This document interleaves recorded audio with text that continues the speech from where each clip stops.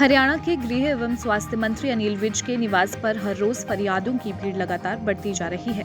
हरियाणा के लोग दोबारा से जनता दरबार लगाने की मांग कर रहे हैं। बता दें कि मुख्यमंत्री के आदेशों के बाद हरियाणा के गृह एवं स्वास्थ्य मंत्री अनिल विज ने अपना शनिवार को लगने वाला जनता दरबार कैंसिल कर दिया था।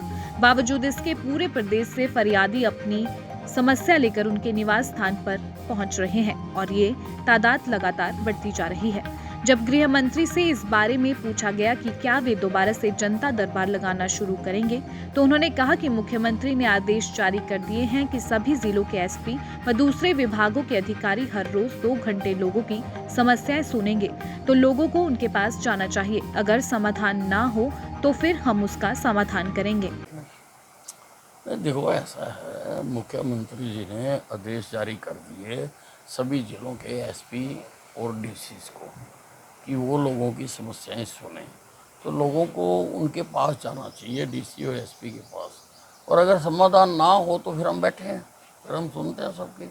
अगर किसी का समाधान नहीं होता तो एनआरआई शिकायतकर्ता की शिकायत पर गृह एवं स्वास्थ्य मंत्री अनिल विज ने हरियाणा के चीफ सेक्रेटरी को पत्र लिखकर एनआरआई आयोग बनाने को कहा है।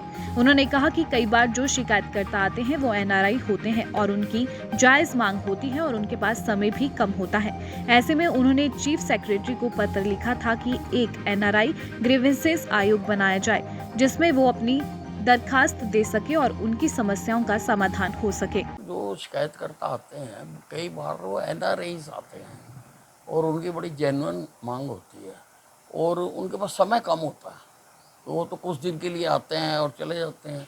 तो कई बार ऐसा सुनने में आया कि बेचारे समय की कमी के कारण इधर उधर धक्के खाते रहते हैं और उनकी कोई सुनवाई नहीं होती। इसलिए मैंने चीफ सेक्रेटरी को पत्र लिखा था कि एक एनआरआई ग्रीवेंसेस आयोग बनाया जाए, जिसमें ताकि वो अपनी दरखास्तें दे सकें और भिन्न भिन्न विभागों की होती हैं वो मांगे, तो वो उनकी जो है समस्याओं का समाधान हो सके, तो उसके ऊपर कार्रवाई कर रही है सरकार। गृह मंत्री ने प्रदेश की सुरक्षा हाईटेक बनाने के लिए सीसीटीवी कैमरा लगाने की बात कही है। गृह मंत्री ने कहा कि इसका काम जारी है। वहीं एनजीओ व अलग अलग एसोसिएशन से भी बाजारों में सीसीटीवी कैमरा लगवाने की अपील की गई है।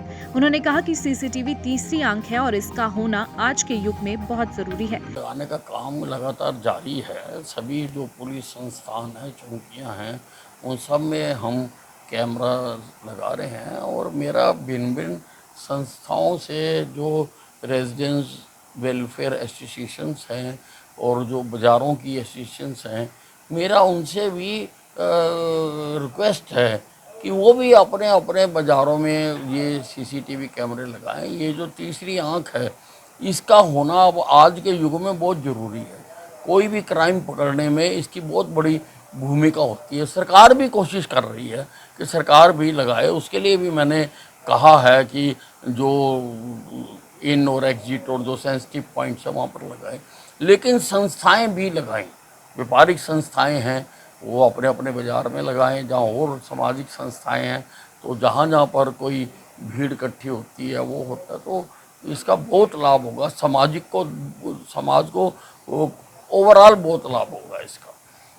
कोई भी क्राइम पकड़ने में इसकी बहुत बड़ी भूमिका होती है। ये जो आप पार्टी नाम की चीज़ पैदा हो गई इस देश में, ये देश के किसी कानून को नहीं मानती, किसी कायदे को नहीं मानती, किसी परंपरा को नहीं मानती, किसी संविधान को नहीं मानती।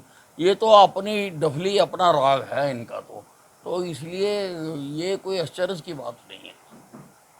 वहीं पंजाब के मुख्यमंत्री द्वारा दिए गए बयान पर गृह मंत्री ने आम आदमी पार्टी को आड़े हाथों लेते हुए कहा कि आम आदमी पार्टी देश के किसी कानून को नहीं मानती, किसी कायदे को नहीं मानती, किसी परंपरा को नहीं मानती और न ही किसी संविधान को मानती है। उन्होंने कहा कि इस पार्टी का अपना डफली, अपना राग है। दैनिक सवेरा के लिए अम्बाला से कृष्ण बाली की रिपोर्ट।